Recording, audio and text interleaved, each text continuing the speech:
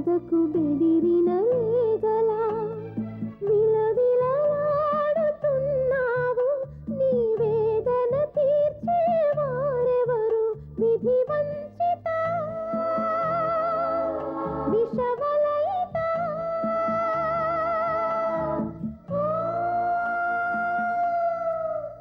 అన్వేషిత అన్వేషిత అన్వేషిత.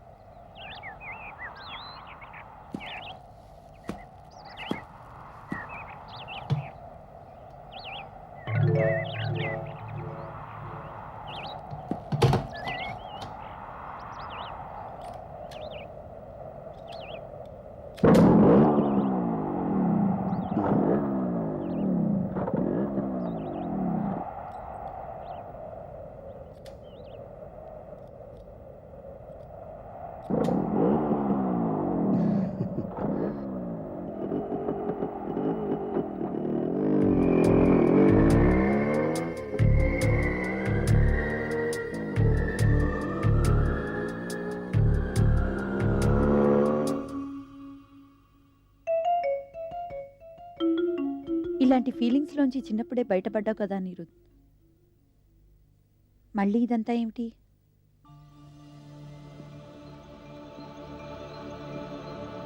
అదే నాకు కూడా అర్థం కావట్లేదు ఆంటీ.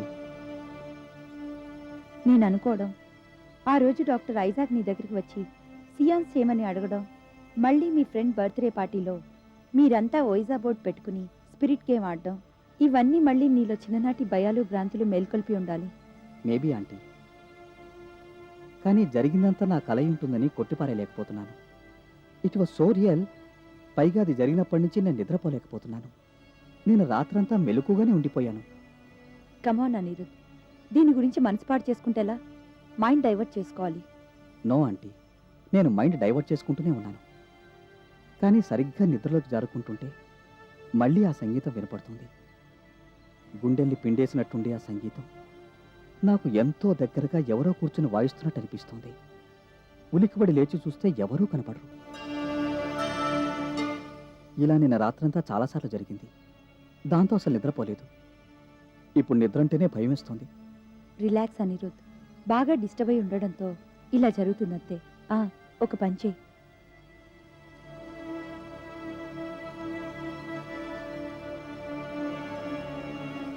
ఈ టాబ్లెట్స్ 4 రోజుల పాటు రాత్రిపూట వేసుకుని పడుకో. హాయిగా నిద్రపట్టి మైండ్ కూడా రిలాక్స్ అవుతుంది.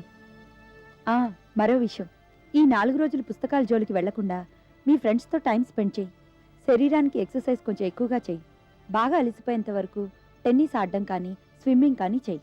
దీంతో మైండ్కి డైవర్షనే కాక శరీరం కూడా బాగా అలసిపోయి ఉండడం వల్ల నీకు హాయిగా నిద్రపడుతుంది. Right? Right aunty. Thank you. వస్తాను. Bye bye uncle. Bye Anirudh. Sudha, professor Atma 10 ఏళ్ల క్రితం అమెరికా వెళ్ళిపోయినప్పటి నుంచి అనిరుద్ పూర్తిగా మారిపోయాడు కదూ? అవును. ఆత్మలు ప్రేతాత్మలు గురించి తప్ప మాట్లాడని కుర్రాడు ఉన్నట్టుండి చదువులు పరీక్షలు ఆటపాట్లు అంటూ తతిమా పిల్లల్లాగే normal and healthy interest develop చేసుకున్నాడు కదూ? ఇదంతా అప్పట్లో నువ్వు చేసిన సైకియాట్రిక్ ట్రీట్మెంట్ వల్ల సాధ్యపడిందని నువ్వు అనుకుంటున్నావు. అలాగే పవన్ కూడా తను తీసుకున్న ప్రత్యేకమైన శ్రద్ధ వల్లే అనిరుద్ దారిలో పడ్డాడు అనుకుంటూ ఉండొచ్చు. అంటే అనిరుద్ మారడానికి ఇంకేమైనా కారణం ఉందంటారా? ఎస్ సుధా, 12 ఏళ్ల క్రితం కోర్టు ఆవరణలో నిలబడి ప్రొఫెసర్ ఆత్మ ఒక మాట అన్నాడు, గుర్తుందా? నిర్లోప ఆత్మని అనిరుద్ధిలోకి ప్రవేశపెట్టేందుకు చేసిన ప్రయోగం అర్ధాంతరంగా ఆగిపోయింది కాబట్టి కొన్నేళ్ల దాకా అతడిలో ఉన్న అతీంద్రియ శక్తులు మొద్దుబారిపోతాయి అన్నాడు తను. He will be A normal boy for a few years to come అని ప్రొఫెసర్ ఆత్మ చెప్పటం స్పష్టంగా గుర్తుంది. ప్రొఫెసర్ థియరీ నిజమవుతోందనిపించట్లేదా నీకు? కొన్నేళ్ల దాకా ఆ శక్తులు మొద్దుబారిపోతాయంటే కొన్నేళ్ల తర్వాత మళ్ళీ ఆ శక్తులు మేల్కొంటాయి అని ఇండైరెక్ట్గా చెప్పాడు అతడు. ఎగ్జాక్ట్లీ అలాగే జరిగింది. ఇప్పుడు 12 ఏళ్లుగా ఎంతో నార్మల్గా ఉన్న అనిరుద్ ఇప్పుడు మళ్ళీ ఏవో విచిత్రమైన అనుభవాల గురించి మాట్లాడుతున్నాడు. దీని గురించి నువ్వేమంటావు? షీర్ నాన్సెన్స్ అంటాను. అంటే ఇప్పుడున్నట్టుండి అనిరుద్ధ్కి ఇలాంటి ఎక్స్ట్రాడినరీ సంఘటన ఎందుకు ఎదురైందో, దాని గురించి అతను అంతలా ఎందుకు రియాక్ట్ అవుతున్నాడో ఒక సైకియాట్రిస్ట్గా నువ్వు ఎక్స్ప్లెయిన్ చేయగలనంటావు? తప్పకుండా. ఆ రోజు కోర్టు ఆవరణలో ప్రొఫెసర్ ఆత్మ అన్న మాటలు మనమే కాదు, అనిరుద్ కూడా విన్నాడు. అప్పట్లో ప్రొఫెసర్ ఆత్మ అంటే చాలా గురున్న అనిరుద్ ఆ మాటల్ని చాలా సీరియస్గా తీసుకున్నాడు. అవి అతడి సబ్ కాన్షియస్లో రికార్డ్ అయ్యి పోస్ట్ హిప్నోటిక్ సజెషన్స్లా పనిచేసి ఉండాలి. అంటే కొన్నేళ్ల తర్వాత తనలో మళ్ళీ అతీంద్రియ శక్తులేవో వస్తాయని తనను తానే నమ్మించుకుంటూ వచ్చి ఉండాలి. ఇన్నేళ్ల తర్వాత అనిరుద్ విచిత్రంగా మాట్లాడుతున్నాడంటే ఇదొకటే కారణమై ఉండాలి. అఫ్కోర్స్ ఇలా పోస్ట్ హిప్నోటిక్ సజెషన్స్కి అవకాశం ఉంటుందని నేను ఆ రోజే ఊహించి ఉండవలసింది. ఊహించి ఉంటే నా సైకియాట్రిక్ కౌన్సిలింగ్ మరింత జాగ్రత్తగా ఇచ్చి ఉండేదాన్ని. సుధా, నాకు ప్రెస్ క్లబ్ మీటింగ్ టైం అవుతుంది, రెడీ అవుతాను.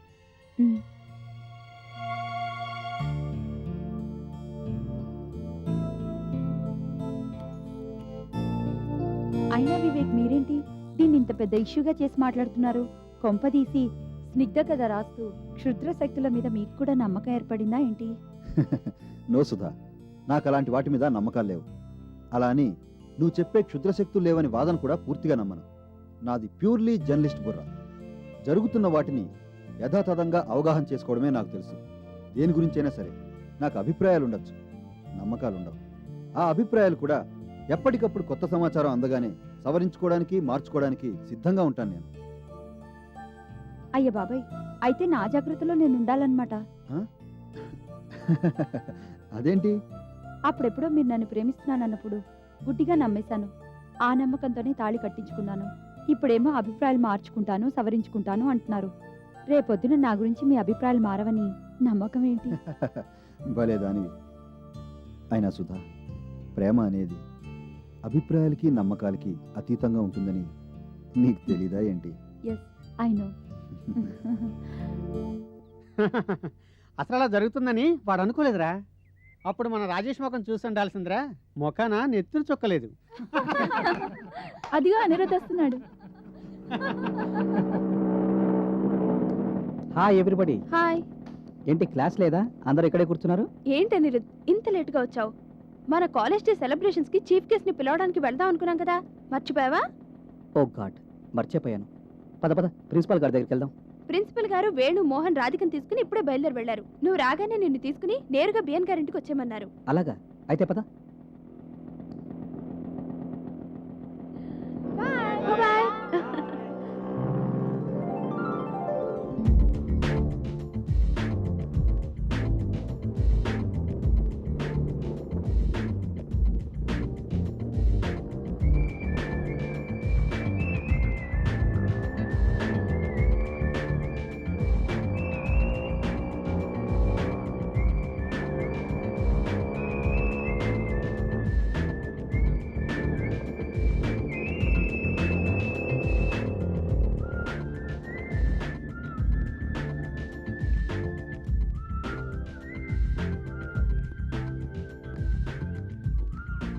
ఆగండి. బిఎన్ గారిని కలవాలి, అపాయింట్మెంట్ ఉంది. అయితే వెళ్ళండి.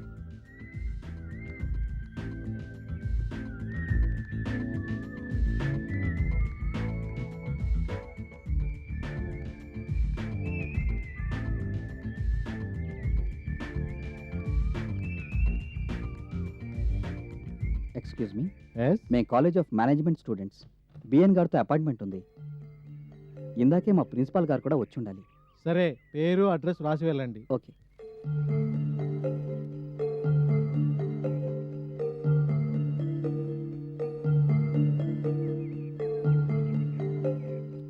Thank you.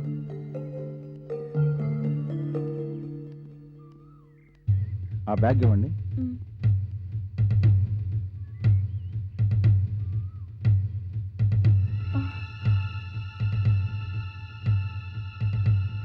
వెళ్ళండి. అమ్మో, ఇక్కడ ఇంత సెక్యూరిటీ ఉంటుందని నేను ఊహించనే లేదు. ఆయన పూర్తి పేరు బిఎన్ మహాజన్ అని నాకు చాలా రోజుల వరకు తెలీదు. అవును, ఆయన ఈసారి జరిగే ఎలక్షన్స్లో మళ్ళీ గెలుస్తారంటావా? గెలవడం ఏమిటి, మన నెక్స్ట్ పిఎం ఈయనే అని చాలా మంది అనుకుంటున్నారు. అంటే మనం మన కాబోయే ప్రధానమంత్రిని కలుసుకోబోతున్నాం అనమాట. How exciting. మ్మ్.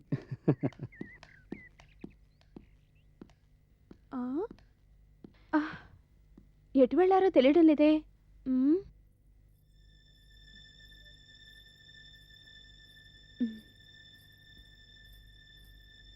ఏమ్మా, బిఎన్ గారిని కలుసుకోవడానికి వచ్చాం. ఆ? హ్మ్.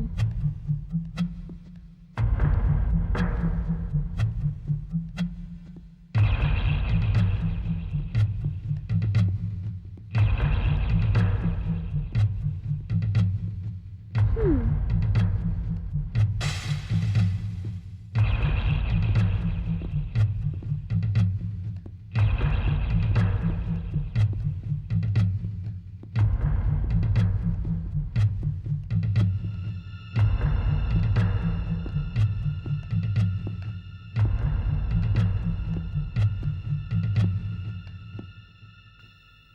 నమస్కారం అండి. అనిరుద్ రా.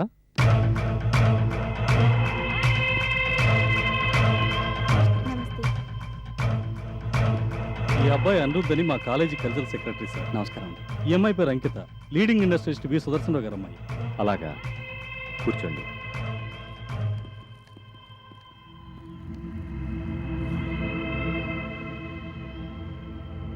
మీ విద్యాలయంలో విద్యార్థులకు చక్కని శిక్షణ ఇస్తున్నారని భోగట్టా అందింది.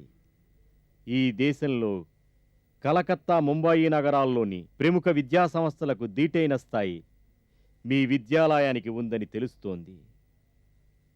చాలా సంతోషం. ఈ దేశ వ్యాపార రంగానికి ప్రస్తుతం మెరుపులాంటి తెలివితేటలున్న యువతీ యువకులు ఎంతైనా అవసరం. అలాంటి వాళ్ళని సిద్ధం చేస్తున్న మీరు ఎంతైనా అభినందనీయులు. Thank you sir, thank you very much.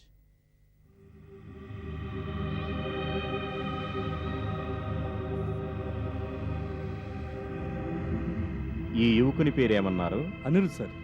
ఈ అబ్బాయి వాళ్ళ నాన్నగారు ఆర్కియలాజికల్ రీసెర్చ్ సెంటర్ డైరెక్టర్. వారి నామధేయం? పవన్ కుమార్. మీ తల్లిగారు? స్నిగ్ధాదేవి. సరే, మీ వార్షికోత్సవాలకి హాజరై మీ ఇతర విద్యార్థులను కూడా చూడాలని నాకెంతో ఉబలాటంగా ఉంది. కానీ రేపు ఉదయాన్నే నేను కొత్త ఢిల్లీ ప్రయాణమవుతున్నాను. అక్కడి పనులు ఎలా ఉంటాయో చెప్పలేను. కాబట్టి నేనిందాక చెప్పినట్టు మీ ఆహ్వాన పత్రాలు అచ్చువేసే ముందు ఇక్కడుండే మా కార్యకర్తలను ఒకసారి సంప్రదించండి. అలాగే సార్, కానీ మా ఫంక్షన్కి మీరే చీఫ్ గెస్ట్గా రాగలిగితే అది మాకెంతో గర్వకారణం అవుతుంది. Please sir, don't disappoint us. చూద్దాం. వస్తా అండి. మరి సెలవు సార్. నమస్కారం అండి. నమస్కారం సార్.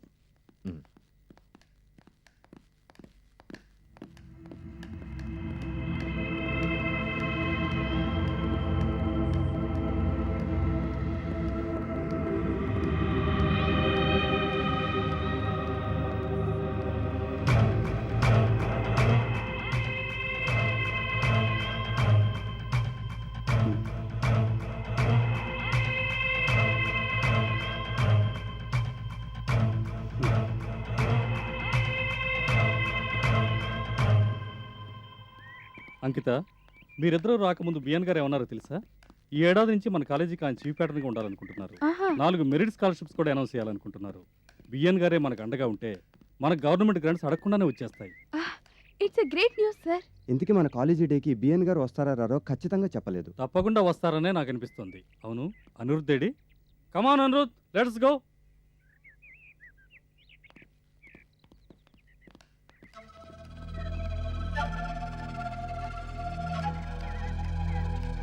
ఏమైంది అనిరుద్?